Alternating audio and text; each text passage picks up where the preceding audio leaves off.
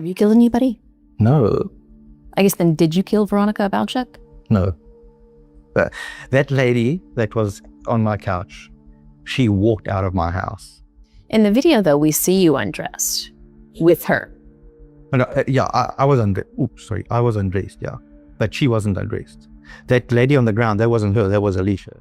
How many people did you tell Alicia you had killed in South Africa? Okay, well, it started off one person. And then she rewarded me with crazy stuff. At one point, we got to 6 people. And I know I went back to then I started killing people in America now, okay? Because now all the people in Africa are dead now, so I've got to go to America.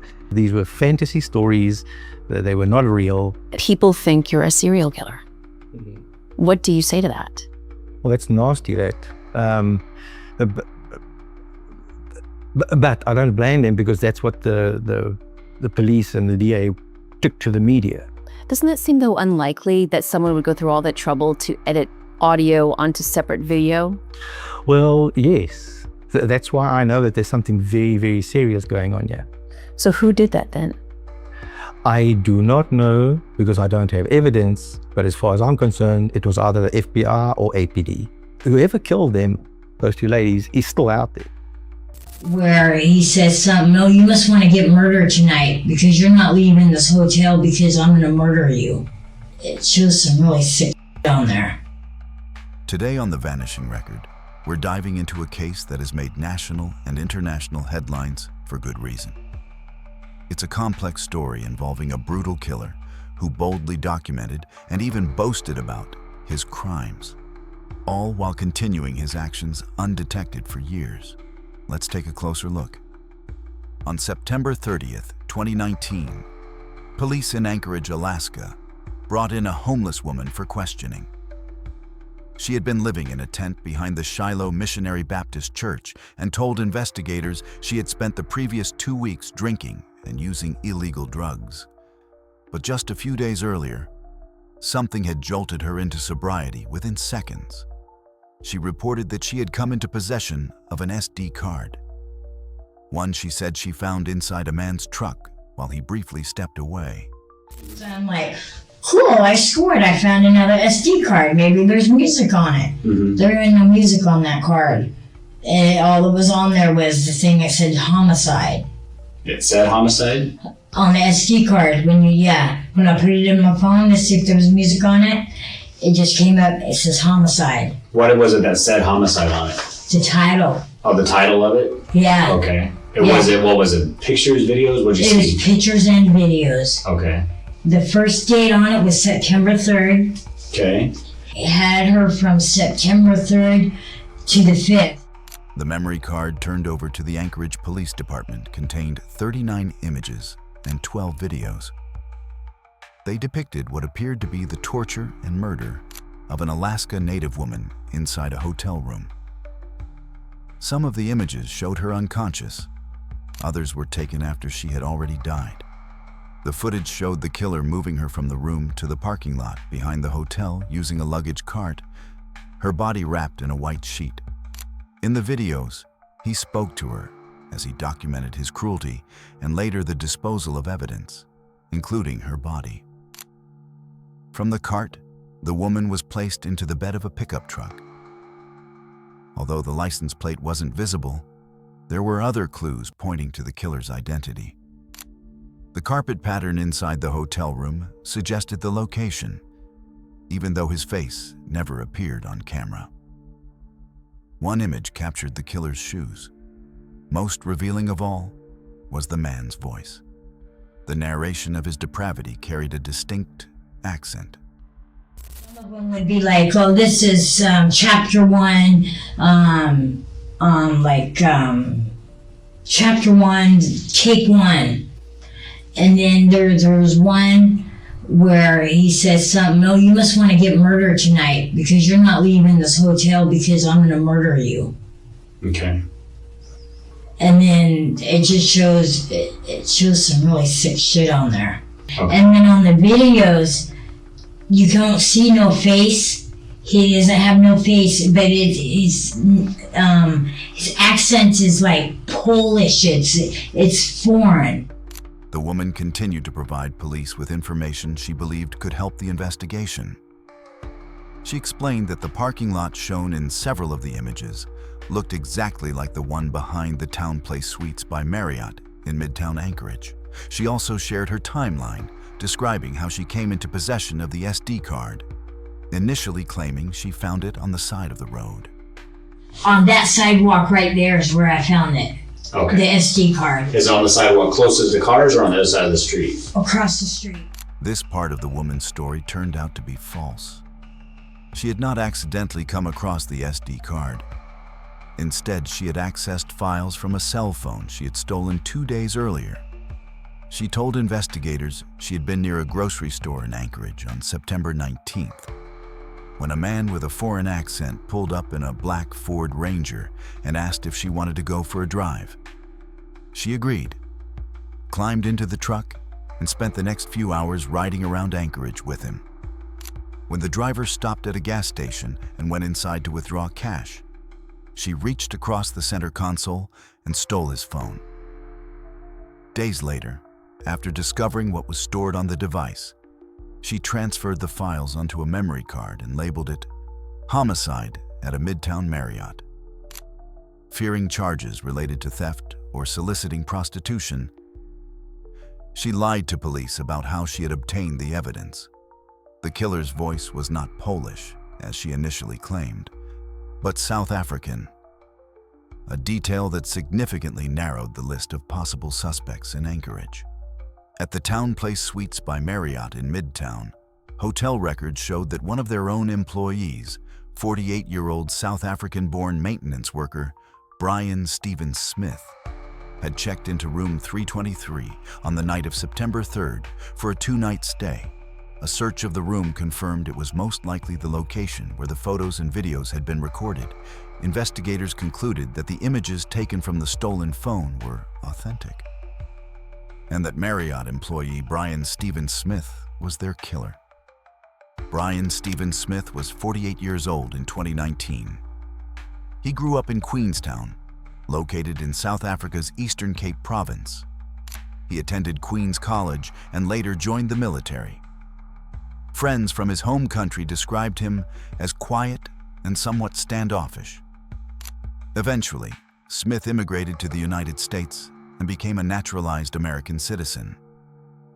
He settled in Anchorage with his wife, Stephanie Bissell, who was nearly 2 decades older than he was. The couple had moved there in 2014. Outwardly, Brian portrayed himself as an outdoorsman. He loved the Alaskan landscape and enjoyed living close to nature. This is the beaver dam. It was made by ancient beavers. Brian had previously worked at Dial Engineering as a materials tester and inspector. It was during his time there that he met his mistress, 39-year-old Alicia Young Bloodood, who was training for a certification as a materials tester. Since Brian was already certified, he offered to help her study. With Alicia, Brian quickly developed a deep connection. After several months of friendship, their relationship became physical. As things progressed, the two also began exchanging increasingly extreme fantasies. Brian believed he could confide in her, sharing his darkest secrets and desires, and he did exactly that. To Alicia, however, these exchanges were nothing more than fictional stories. So when Brian sent her a video that appeared to show him killing an Alaskan woman, she was horrified, terrified and disturbed. Alicia reported it to the police. This report came a full year before the discovery made by Valerie Kassler in September 2019. At this point, the Anchorage Police Department found themselves dealing with not just one, but 2 potential murder cases linked to Brian. You know Brian's last name? Smith. Smith. It's got the most common name. His name is Brian Yeah. Stephen Smith. You have to understand, just a week ago, I was in love with this man. So We it's hard. totally get it. He's a fucking murderer, man. You know what I'm saying? I can't do it. Alicia said that Brian had shared other violent videos with her in the past, though many of them were fake. She explained that they were simply part of the fantasies the two acted out together. But this one video was different. This one was real. I know what I saw was real. It'd been better if I saw his face, you know, but I know what I saw is real. Okay. And I know that him telling me about it is real. But in my mind, I keep thinking, what if I'm wrong? Alicia worked with police for months to gather information on Brian. She handed over all of their correspondence, along with the disturbing images and videos he had sent her, many of which could be traced back to existing content circulating online. Brian also confessed to her that he had picked up a woman from the streets, taken her home, and killed her. Why did he go out and do this? Did he say why he did it? To release anger, to vent, to get it out of me. Did he sound like he'd ever met this girl before? No, I don't think so. Deeply disturbed by the images she had seen, Alicia began walking the streets of the neighborhood where Brian had said he found his victims. She went door to door, asking residents if anyone was missing. I really want her found. Can y'all tell me where y'all are at with that? Well, that's what we're researching, and you know, in Alaska, yes, we're a large state, smaller population, but we have people who come up missing all the time. Well, if you do find her, so I don't have to keep checking the news, can y'all let me know? Absolutely. Okay, thank you, because it's keeping me up. I drove over there yesterday and got out and walked door to door and asked if anybody had been missing around there. I've done that for 2 days in a row. In the meantime, Brian began boasting about even more murders he claimed to have committed. A 15-year-old he said he had strangled in South Africa, as well as additional women in both his home country and later in Alaska. He described killing as if it were eating, telling Alicia that he simply consumed his victims and then moved on. Neither Alicia's efforts walking the streets of Anchorage nor those of law enforcement were successful in identifying the victim from the video she had seen. Detectives determined there was not enough evidence at the time to make an arrest. By the time the woman handed over the SD card to homicide detectives at the Anchorage Police Department in September 2019, a full year had passed since Alicia first approached authorities with information about this earlier case. If all the digital evidence was authentic, Brian Stephen Smith had killed at least 2 women in Anchorage, filmed his crimes, boasted about them, and remained free. Just 3 days after the SD card was submitted, the remains of a native Alaskan woman were discovered along the Seward Highway, initially unidentifiable due to exposure to the elements. Dental records eventually confirmed her identity as Kathleen Jo Henry. 30-year-old Kathleen had grown up in Eek, a Yupik village of roughly 300 people in the Yukon-Kuskokwim Delta. She was divorced and had struggled with addiction in the years leading up to her death. Friends and family said she loved writing poetry. Kathleen's family confirmed that she was the same woman depicted in the photos and video taken at the Midtown Marriott. On October 8th, Brian Stephen Smith was arrested at the Ted Stevens Anchorage International Airport upon returning from a family visit to Washington, D.C. He was immediately interviewed by APD detectives. I appreciate you coming up here with these guys and talking to me. Obviously, we're here at the airport. They brought you up here to talk to me, so we have some kind of a formality to get by. I have to read you what's called a Miranda warning. Do you know what that is? Yes. Okay, so I'm going to read this to you. Brian quickly admitted to spending the night of September 3rd at the Marriott Hotel with a woman who was not his wife. He told detectives that he and Stephanie had had an argument, after which he drank heavily and only had hazy recollections of the evening. He was certain, however, that the woman he was with that night had very short hair. He did not identify Kathleen. He claimed that the woman he spent the night with was a worker at a local homeless shelter and that he had driven her back there the next morning. He asked, How then do you explain the images of my truck, my shoes, and the recordings of my voice found on the recovered memory card? So they basically, the photographs, time and date stamp matched at the time that you were at that hotel room. Okay. So that's how this SD card has led me to you.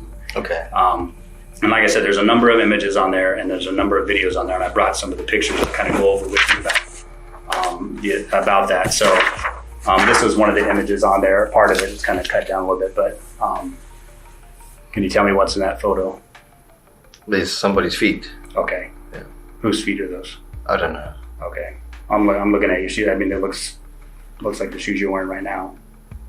Yeah, it does, yeah. Okay. Is it safe to say those are your feet in that picture? I don't know. Okay. I'm not the only person that's got shoes like this. Okay. I did recently buy these. I can't tell you when. Okay, you can't tell me when. How long have you had them? I don't know. You don't know. Well, like I said, there's videos of it. There's video of it. There's audio of it. There's a voice I've been talking to you now for almost 30, 40 minutes. And I know it was your voice I could hear in the video. Okay. And if you'd like to hear some of that, I can refresh your memory with it.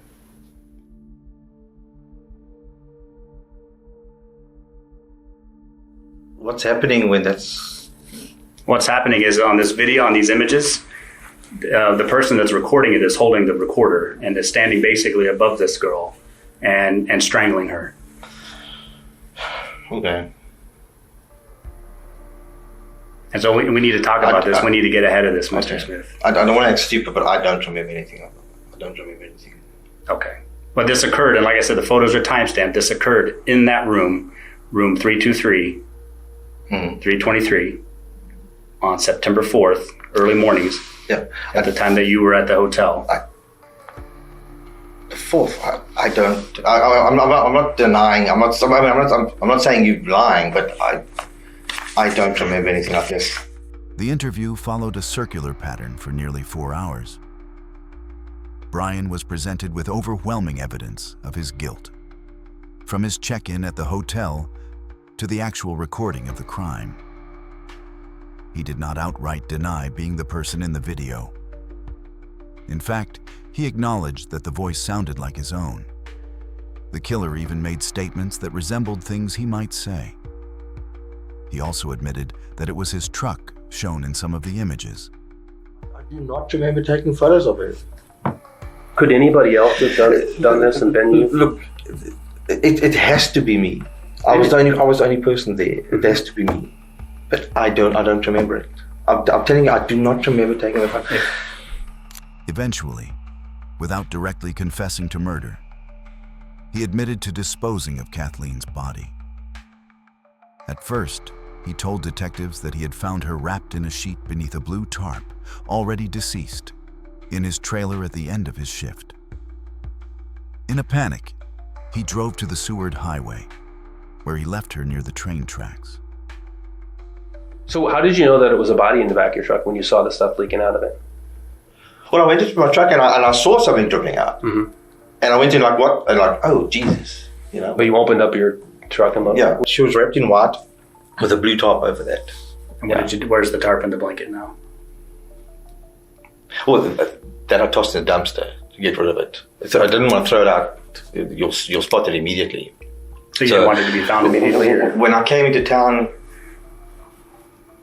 I can't remember where it was, but the first dumpster I found, I just threw it away. Okay. Yeah. What gets me is my voice on that. That is my voice. Mm-hmm. Yeah. That's really troubling. Brian had done little to conceal Kathleen Jo Henry after leaving her on the side of the road. His documentation of the crime was also a brazen move, suggesting he was proud of his actions and might have even wanted to be caught. He had also boasted to Alicia about being a serial killer. It's the most weirdest, messed up thing that's ever happened in my life. I would hope so. Yeah. I mean, I would hope that this is the only time this has ever happened in your life. Yeah. Even though you're telling other people and her while you're killing her that it's not. You're telling her that you're a serial killer and you are telling Alicia that you're a serial killer, right? Well, yeah. Okay, you told her that. Yeah, initially her and I were just like a one-on-one, and then I'd add on more and more people as I... At first, Brian claimed that all the stories he had shared with Alicia were nothing but fantasy, with just a single exception. He said that one of the murders happened to be real. Have you ever killed anybody else? I'll just be straight up with you. No, Are we going to find any evidence that you're attached to any missing persons either here or South Africa? no, that's big talks. I told you that was just big talk between. Okay, I wouldn't be doing my job if I didn't ask. You have to ask. Yeah. Right, because the video that we watch, frankly, it doesn't look like an amateur. Everything else does. But it doesn't look like the person in that video. It doesn't look like it's the first time they've killed somebody. You're enjoying yourself killing her. So if there's something else we need to talk about, now would be the time to do it. Just this one. This is the only person you've ever killed. Yes. And so we don't need to be looking at other people. No. Roughly 15 minutes after this definitive statement, and following hours of questioning, detectives were preparing to process Brian and take him into custody. But Brian Smith, it seemed, had more to reveal. Are you guys in a rush to go home? Are we in a rush? Yeah. You want to talk some more? We're not in a rush. We got all night. I have 2 days. I saw your ears do that. You know what? I mean, that's what we do. We love to talk. Some time ago, I can't remember when, I picked up a very drunk girl. My wife was gone. She was away for the weekend. I had to go home. And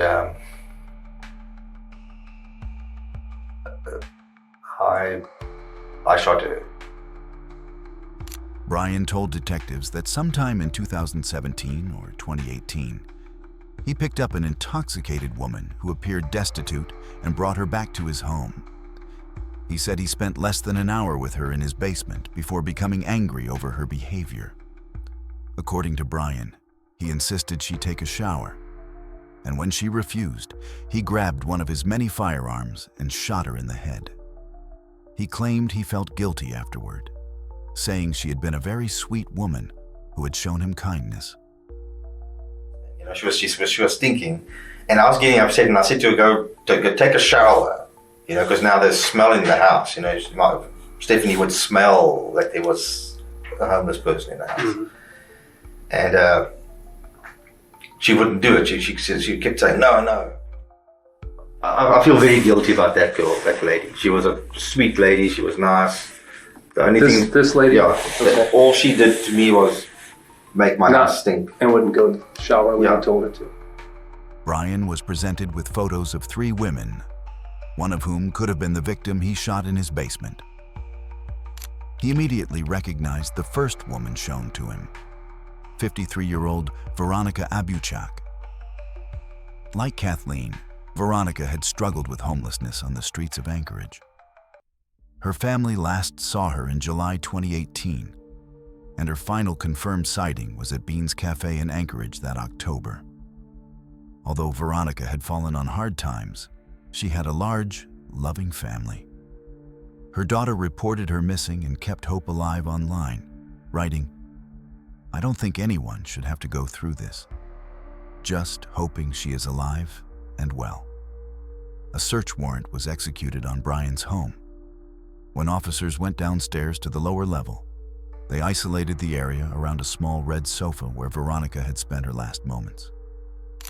Brian had attempted to clean the carpet, and his wife believed the visible stains came from a spilled glass of red wine. But when detectives pulled up the dark blue carpet, they found bloodstains underneath. A collection of firearms was recovered from the property, including the handgun used to shoot and kill Veronica.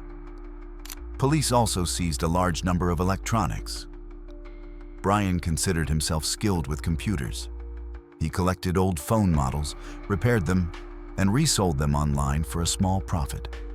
On one of these devices, detectives found footage and images of Veronica Abachuk's murder. In the images, Brian had undressed and taken photos leaning over her body as she lay dead on the red sofa.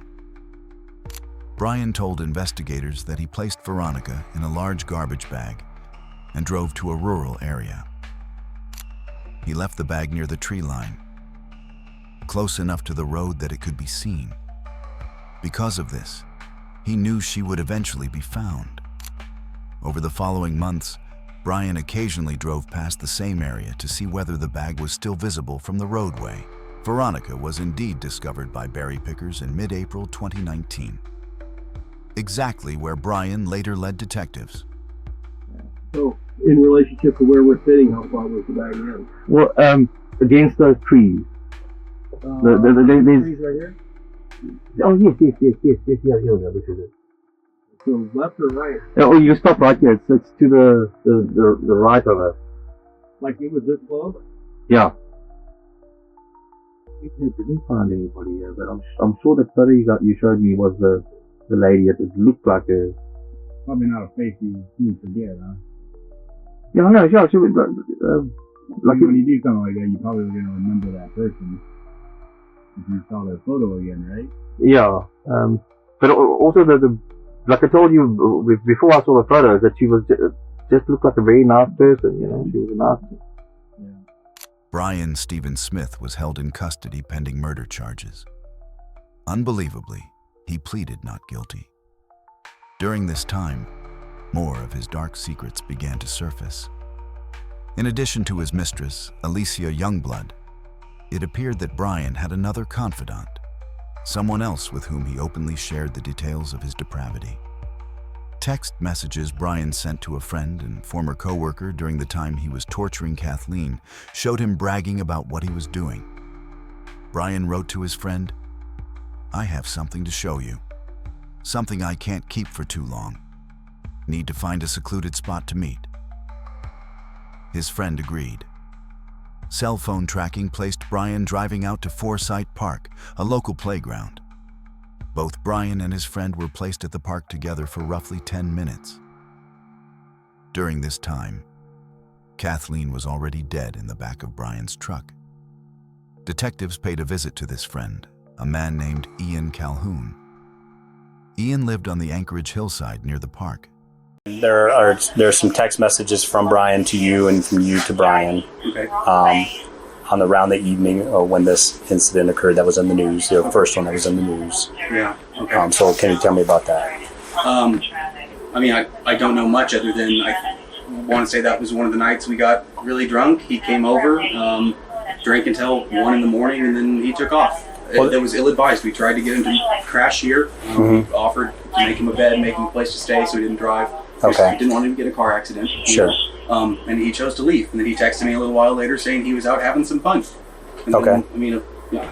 So he texted you he was out having some fun? Yeah. He didn't really say what it was in reference to or anything like that. So I just assumed he was out drinking more, partying. I mean, okay. Brian, he can hold his liquor for being a little guy. I mean, you know. Well, I saw that text. He's like, "Hey, I'm out having fun." It was about 1 in the morning. Yeah. On the 4th, early morning 4th. Yeah. You texted him back about 7 a.m. Yeah, that was when I was getting up to go to work. You said I was sleeping. Yep. But then you said it sounded like you were having fun or something like that. Why did it sound? Did you have a voicemail from him? Did you have? No, I just assumed. I mean, he would tell me about whenever we'd get together and drink, he would just say, "Oh, a couple weeks ago I got really drunk, saw a bar fight," and he would just make. Just talk about stories. You know? So I mean, he was out having. Continue to drink. Exactly. So I mean, when he said he was out having fun, I just assumed he was out. Okay. So he didn't leave you any voicemails or call you that night or that morning or. No, I don't think so. Okay. I haven't checked. After examining Ian's phone, detectives determined that several messages he had exchanged with Brian had been deleted, possibly in an attempt to conceal their meeting at the park. Obviously, by now you can probably figure out that we went through his phone and looked at the text messages, and I can see that there's some text messages missing. Okay. Something so, and that's what I think you know which one I'm talking about because it's obvious they're not on there. I don't remember the ones I deleted, but I did delete some. Yeah. Later at the station, Ian explained that he and Brian were simply drinking buddies. He believed most of Brian's stories were exaggerated and that his crude jokes were nothing more than a harmless, if twisted, sense of humor. No one ever expects their friend to turn out to be a serial killer.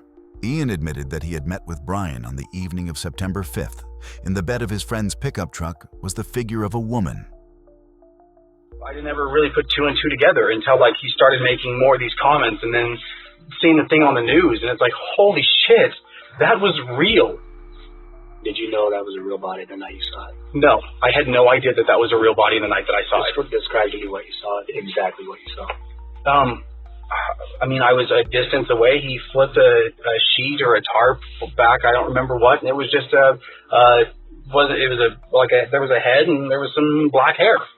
That was it. I mean, it wasn't even from the shoulder up. It was like I could only see a little tiny piece of it. You know what I mean? And I didn't walk any closer. Did you know that was a dead body in that car when you saw that? I had a gut feeling, but I didn't want to believe it. So why didn't you call anybody or say something? I was worried. I was scared. I mean, like if I say something, like what if he tries to come after my family? Like who do I tell? You know what I mean? I didn't know. Like I didn't know what to do. You knew that wasn't a sex doll, a fake plastic sex doll. You knew that. You knew that was a dead body you saw in the back of that car, right? I don't know. It was a mental block. While Brian's mistress and drinking companion had seen flashes of his hidden, sinister side, his wife, Stephanie, had not.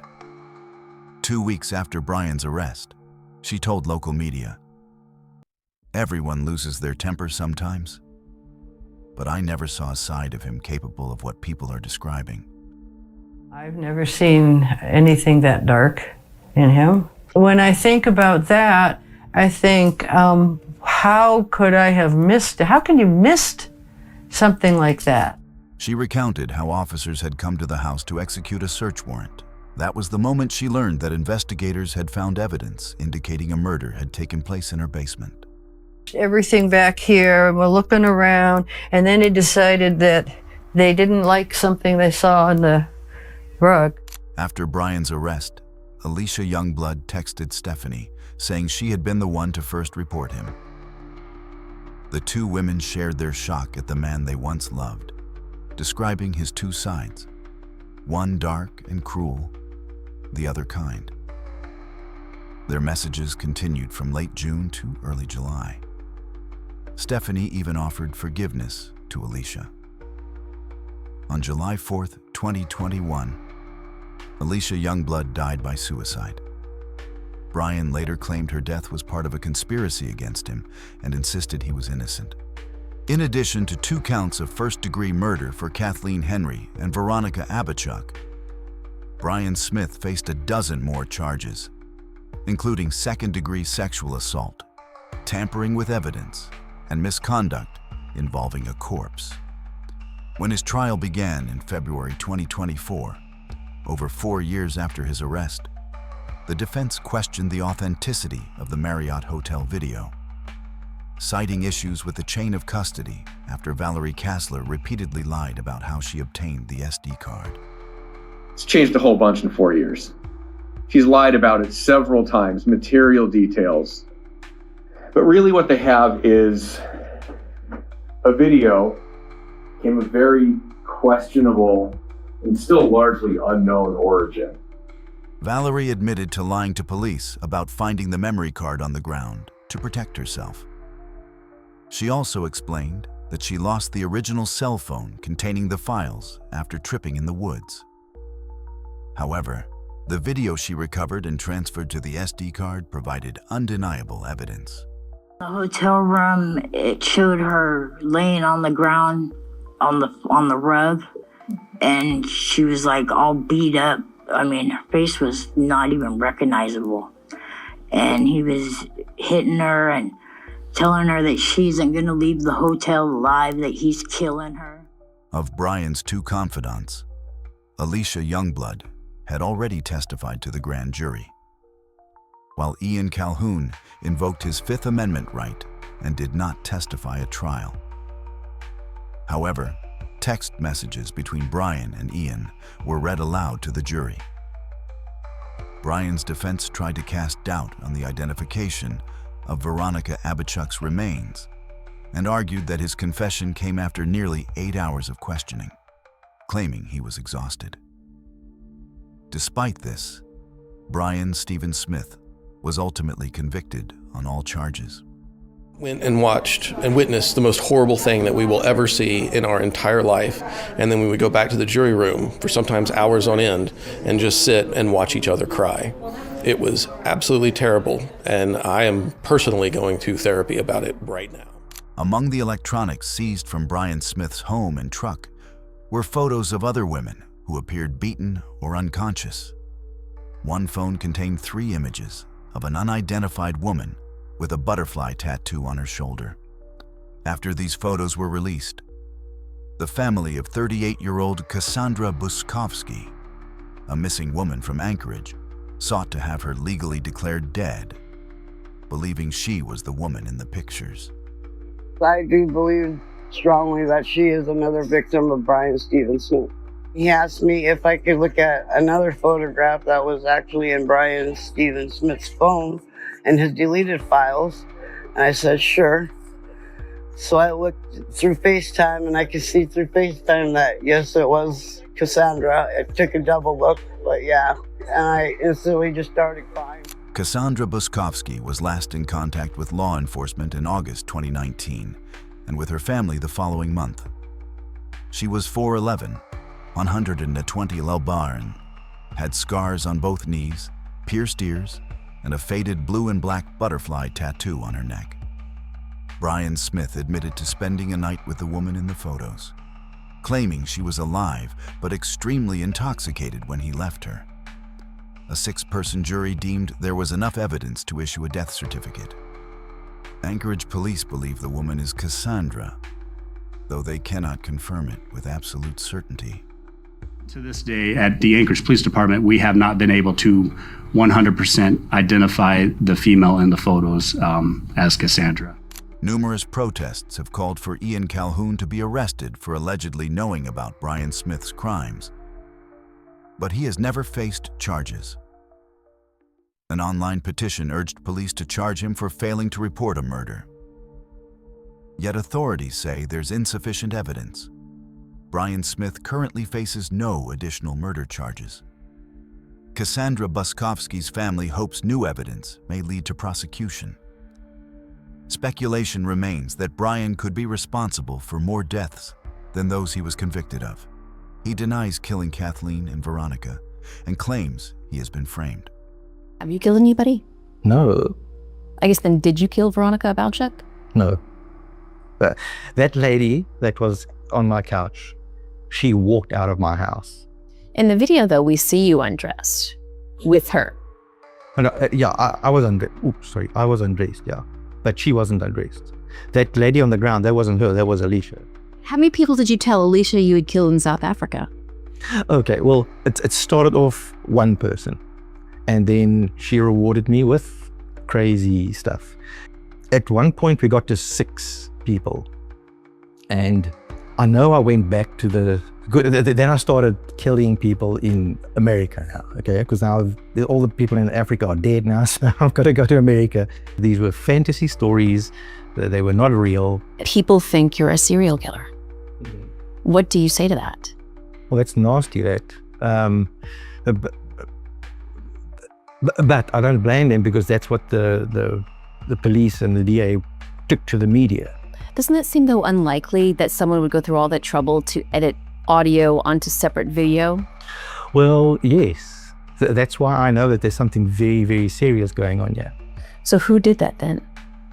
I do not know, because I don't have evidence, but as far as I'm concerned, it was either the FBI or APD. Whoever killed them, those 2 ladies, is still out there. On July 12, 2024, Superior Court Judge Kevin Saxby sentenced Brian Stephen Smith to 226 years in prison for the murders of Kathleen Jo Henry and Veronica Abachuk.